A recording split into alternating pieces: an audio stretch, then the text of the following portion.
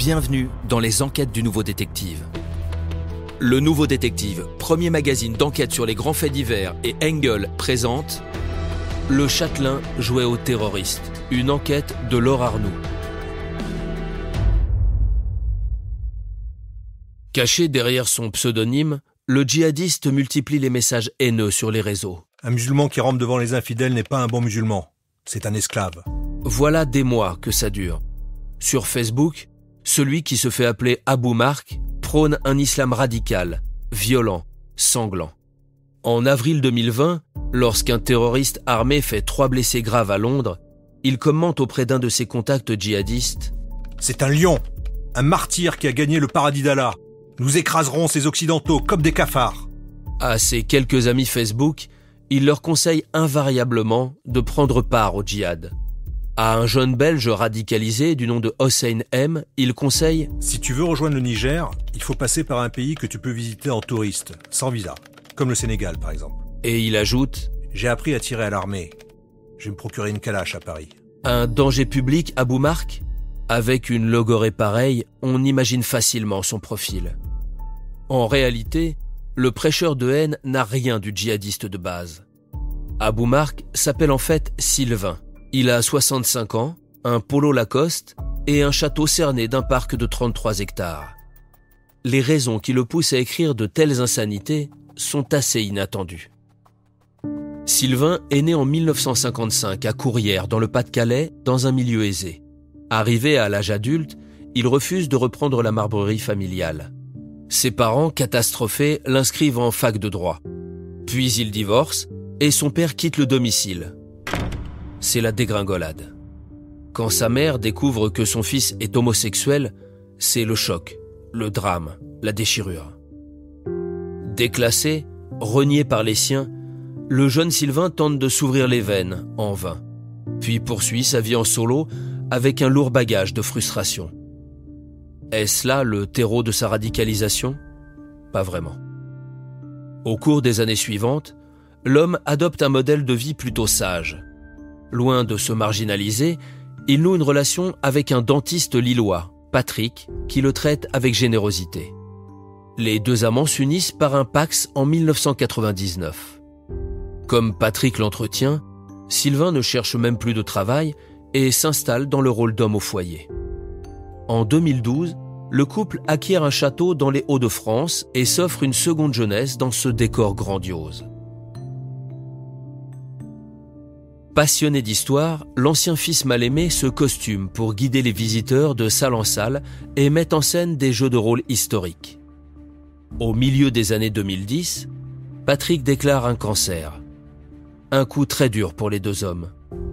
Durant d'amants entretenus, Sylvain se retrouve infirmier à plein temps. Il emploie ses journées à nourrir, laver et habiller son compagnon. Dérouté, il tente à nouveau de se suicider. Puis, pour sauver ce qui peut l'être, les deux hommes se marient en 2019. Mais il n'y a plus grand-chose entre eux. En particulier, plus de vie intime. Frustré, Sylvain commence à fréquenter les forums sur Internet. C'est là qu'il s'invente le personnage d'Abou Mark, un double numérique créé de toutes pièces avec lesquels il écume les sites consacrés à l'islam, en particulier entremuslin.fr. À fond dans son rôle, il demande à qui veut l'aider des conseils pour réaffirmer sa foi et se répand en diatribes de plus en plus radicales. C'est ainsi qu'en janvier 2020, il se retrouve à échanger avec Hossein M, le jeune Belge à qui il conseille de rejoindre le djihad. Le problème, c'est que ce dernier est surveillé par les renseignements généraux et Sylvain, dit Abou Mark, est rapidement repéré. Il faut dire qu'il ne fait pas les choses à moitié, quitte à forcer gravement le trait. Mis en confiance, Abou Mark se lâche de plus en plus. Il étale sa passion pour les armes automatiques, étale sa connaissance des zones de guerre et son rigorisme religieux. « Il faut appliquer les peines prévues par la charia à nos ennemis, » écrit-il à son jeune correspondant. « Moi, je suis prêt à me sacrifier, Inch'Allah. » Début 2020, c'en est trop. La DGSI s'inquiète d'un potentiel passage à l'acte. Le 3 mars, Sylvain est arrêté dans son château et avoue être celui qui enflamme ainsi les réseaux. Les révélations commencent et elles vont être gratinées. 5 juillet 2023. Sylvain comparaît devant le tribunal correctionnel de Paris. Première surprise, l'homme n'a pas du tout le look du fondamentaliste ordinaire. Petit, dodu, la barbe blanche presque rase, il porte un jean, un polo rose et des chaussures bateau. Bref, on le croirait davantage échappé d'un bar de la plage du Touquet que de la mosquée voisine. D'ailleurs, deuxième surprise, il n'est pas musulman. Je suis catholique non pratiquant. Précise-t-il. Mais alors pourquoi ces mois passés à proclamer sa foi en l'islam sur les réseaux sociaux? La réponse tarde à venir. Sylvain s'empourpre, se tortille, bafouille. Puis il murmure finalement « Ah oui, je suis attiré par les bruns barbus. » Devant la salle incrédule, il explique « Écoutez, j'étais dans une période de solitude complète. Mon mari était malade, je n'avais plus de vie sexuelle. J'ai cherché des sites érotiques et ça a dérapé. » L'enquête confirme ses dires. L'énergumène a effectivement traîné sur des sites spécialisés dans le sadomasochisme avant d'échouer sur les sites islamistes. Je ne cherchais pas de vraies rencontres. Poursuit-il. Seulement à bavarder avec des barbus. Au début, je me suis même fait passer pour une femme. Amateur de jeux de rôle, Sylvain fantasmait sur les djihadistes baraqués. En revanche, il n'allait jamais plus loin. Si l'un d'eux voulait le rencontrer, il prétextait un empêchement et coupait les ponts. Un fantasme, c'est quelque chose qu'on ne réalise pas, se justifie-t-il. À en croire Sylvain, tout cela n'était qu'un jeu où les djihadistes étaient pris pour des cons par un vieil homme catholique en manque de sexe. D'après les enquêteurs, ses recherches étaient trop ciblées. En somme, quand il parlait de « se faire sauter », Sylvain ne parlait pas d'attentat.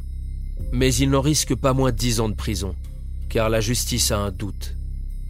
D'après les enquêteurs, ses recherches étaient trop ciblées, ses informations sur le djihad trop précises pour relever simplement d'une petite badinerie en ligne.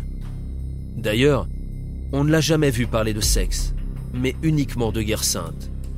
Pour se disculper, le prévenu sort les avirons. Les formules arabes qu'il employait, je les recopiais comme ça, sans savoir ce qu'elles voulaient dire. Jure-t-il. Sa connaissance de l'Afrique? J'ai juste passé 15 jours de vacances au Sénégal.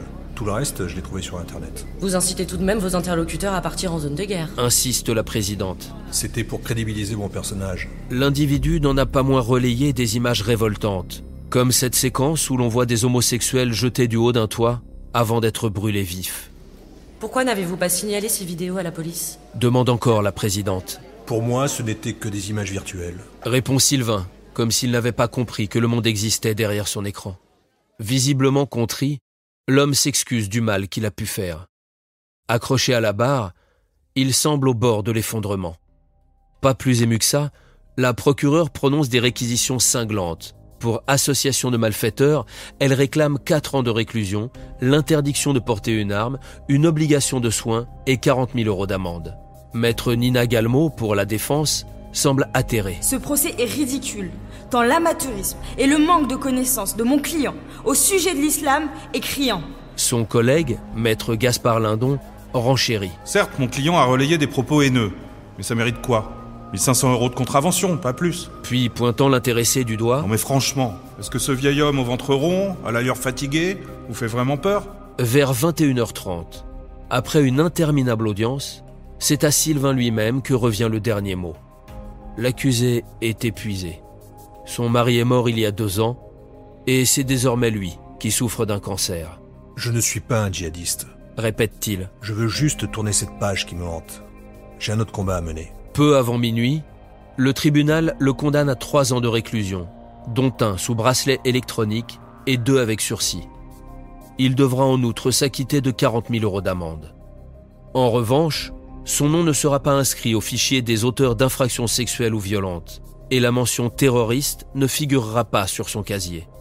Maître Lindon a depuis annoncé que son client faisait appel. Sylvain demeure donc présumé innocent.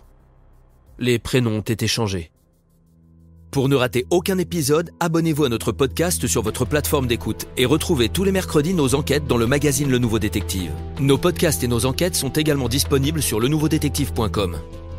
Si l'affaire n'a pas encore été jugée ou venait à passer en appel, nous rappelons que les protagonistes bénéficient toujours de la présomption d'innocence. Les noms et prénoms de certains personnages sont susceptibles d'avoir été modifiés.